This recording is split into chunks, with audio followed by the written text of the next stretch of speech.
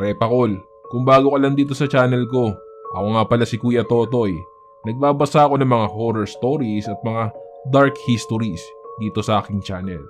Kung gusto mo ng mga ganong content, don't forget to subscribe at i-click mo na ang notification bell para updated ka every time na mag-a-upload ako. Simulan na natin ang kwentuhan ngayong araw. Serye FM.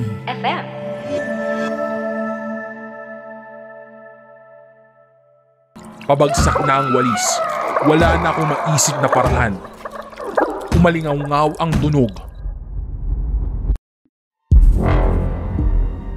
Sa pagsapit ng dilim, may mga kwento kang maririnig. Kwento ng takot na magpapanginig sa iyong dibdib. Mga kababalaghang hindi kayang tanggapin ng inyong isipan.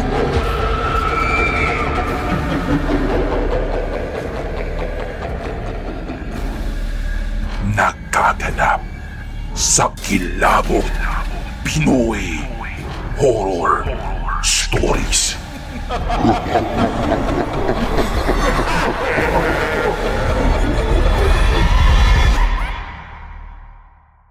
Magandang araw po sa inyo, Kuya Totoy. Itago niyo na lang po ako sa pangalang Man.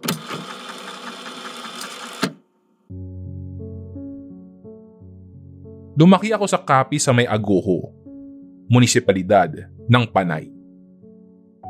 Maliit pa lang ako ay panakot na sa aming magpipinsan ng kwentong aswang para magsipag-uwian kami sa tuwing kakagat na ang dilim.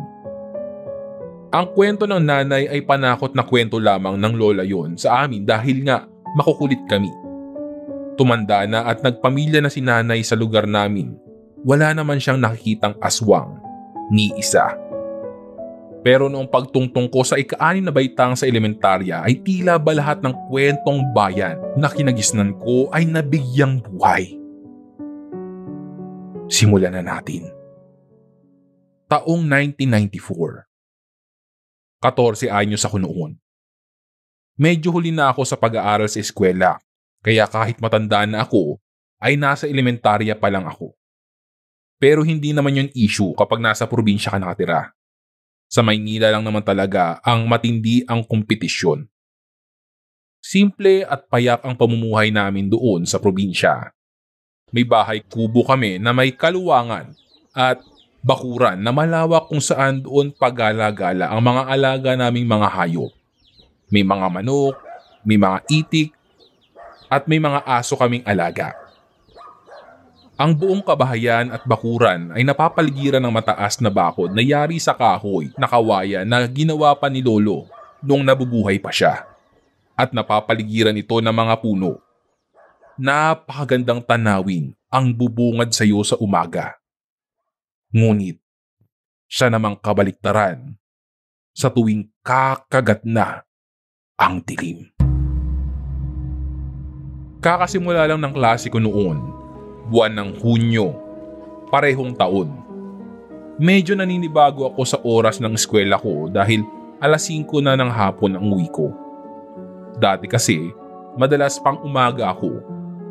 Kaya sa bagong oras ng uwian ko, ay pihadong gagabihin ako sa daan pauwi na may 30 minutos din ang layo sa amin kung lalakarin mo lang. Hindi pa man din natatapos ang buwan ng Hunyo, tanda ko pa. At nagsisimula pa lang akong masanay sa bago kong oras eskwela, ay may mga kakaiba ng pangyayari sa amin. Minsan ay inabot ako ng pasado 6:00 pag-uwi ay nadatnan kong may mga kapitbahay sa bahay namin. Pagpasok ko ay nandoon si Lola. Tila may meeting di avance sila at sa amin pa talaga nagtipon-tipon. Nanunungaw muna ako at nakinig sa usapan nila. Alam nyo, ilang araw na ako may nararamdaman niya sa misagingan eh. Tuwing gabi, parang may tao. Kanina nga nagtangan na ako ng flashlight at nang sipatin ko ng ilaw. ay may babaeng nakatuwad. Diyan sa dilim. Nagkukubli. Tapos nakatitig sa akin. Hindi ko na namukaan kasi nagsimula na siyang tumakbo. Tapos sumisigaw rin. Nalalamig ako pag naaalala ko. Kinikilabutan ako. Narinig kong sinabi ng nanay yun sa mga kausap. Ako naman, kapag madaling araw, may naririnig naman akong parang malaking pakpak. Pumapagaspas. Rinig na rinig ko nga kasi ang ingay. Tapos paikot-ikot lang siya. Hindi siya umaalis. Parang may hinahanap nga Sabi ng isa naming kapitbahay. Natapos din ang gabing iyon at nagbilin nga ang lola na maglagay daw kami ng walis tingting na baliktad sa bawat lagusan ng bahay. Kaya simula noon ay naging ugali na ni mama na mag-iwan ng walis tingting na nakabaliktad sa may pintuan sa harapan ng bahay namin. Ang bilin pa ng lola ko ay hindi daw agad aalis sa baryo namin ang dayo dahil hindi pa nahuhuli. Pihadong babalik daw iyon kaya dapat palagi kaming handa. Sabado, kaparihas ng linggong iyon. Dahil Sabado, walang pasok, ay tumulong ako kay nanay maglaba. Hapon na nang matapos kami sa paglalaba at talaga namang planchado ang mga likod namin sa mano-manong paglalaba. Lagi kami nagsisiesta ng nanay sa may salas. Naglalatag lang kami ng karton dahil malamig sa likod at masarap tulugan tuwing hapon. Kaya nung matapos kaming maglaba, ay nagpasya muna kami ni nanay na humiga at magsiesta saglit bago magdilim at pagkagising ay maghahanda na ng hapunan. Gaya ng dati, doon kami nahiga sa may salas at nakatapat ang aming mga paa sa pintuan ng bahay. Dahil presko nga doon sa pwestong iyon. Hindi kami nagsasarado ng pintuan dahil wala namang papasok sa amin at mataas ang bakod namin. Halos kasing taas din ng tao. Napasarap ang tulog naming mag-ina. Wala ng araw nung magmulat kami. Nakaharap ako sa gilid kung saan nakita ko ang mukha ng nanay ko. Tulog pa rin pala ang nanay ko. Napasarap ang tulog niya. Matutulog na sana ulit ako pero may napansin akong kakaiba. Maalinsangan ang gabing iyon. Hindi natural dahil malamig sa probinsya tuwing gabi. At tila ba may humahatak sa mga mata ko para tumingin sa pintuan na iniwan naming bukas.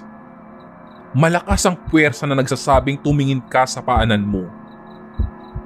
Hindi maganda ang kutob ko. Hindi ako titingin sa maipaanan ko kung nasaan ang pintuan namin. Nagdesisyon ako na pipikit na lang ako ulit. Nang may nadinig akong huni ng hayop sa pintuan namin mismo. Pabo ba yun? Pero wala naman kaming alagang pabo Sabi ko sa isipan ko. May naririnig akong huni ng pabo sa may pintuan namin. Nagpasya akong tumingin. Nanlalaki man ang ulo ko at nangangapal man ang batok. Pagtuon ng tingin ko sa may paanan ko ay napabaligwas ako sa nakita ko. May babaeng nakakapit sa hampa ng pintuan namin. Magulo ang buhok na parang alambre. Naglalaway ng sobra. Walang kulay itim sa kanyang mga mata. Makapal na kilay at alsadong bunganga. Iyan ang itsura ng babaeng nakita ko sa aking harapan. At wala siyang tigil sa paghuni tulad ng isang pabo. Dinadampa niya ang hamba ng pintuan namin. Parang galit na galit. Gusto kong sikwatin si nanay kaso sa hindi malamang dahilan ay hindi ko maigalaw ang aking buong katawan. Tulog na tulog pa din si nanay. Tila ba gusto niyang pumasok sa loob kaso may puwersang umaawat sa kanya. Nang magawi ang mga mata ko sa gilid ng pintuan namin, nakita kong nakasandal doon ang nakabaliktad na walis tingting na inilagay ni nanay. At nang muling magtama ang tingin namin ng babae sa pintuan, ay sinundan niya ako kung ano ang tinitingnan ko kanina. Ibinaba niya ang tingin niya sa may pintuan at nakita din niya ang walis na nakabaliktad. Nagsimula siyang lalong maulol. Lalo niyang nilakasan ang pagdampa sa hamba ng pintuan namin at patuloy ako sa pagsikwat kay nanay para magising. Nakikita kong unti-unting nawawala sa pagkakasandal ang walis tingting sa pintuan dahil sa patuloy na pagdamba. Anumang saglit ay babagsak ang walis at makakapasok siya sa loob ng bahay. Mas pinag-igi ko ang pagsundot sa tagiliran ni nanay, pero ayaw talaga niyang magising. Pabagsak na ang walis, wala na akong maisip na paraan. Umalingaw-ngaw ang tunog. Nay! Nay! Nay! Gising! Sabay pagbagsak ng walis. Nagbangon ang nanay, namumula ang mata sa galit at sabing, "Ano bang nangyayari?" Habang nakabakat pa ang palad ko sa kaliwang pisngi niya. Sinampal ko ang nanay ko para magising. Hinihingal pa ako at sasabihin ko na sana sa kanya ang nangyari noong tulog siya. Ngunit nung lumingon ako sa pintuan, ay wala na ang babae. Muli akong lumingon kay nanay. "Nak, ano ba yun? Ba't mo ko sinampal?" Ma, natataranta na talaga ako kanina. May babae dyan. Gulo-gulo yung buhok. Nakakatakot talaga siyang tignan, ma. Parang aswang. Hindi ka magising kaya nasampal kita. Sorry po. Umayo si nanay at kinuha niya ang walis tingting.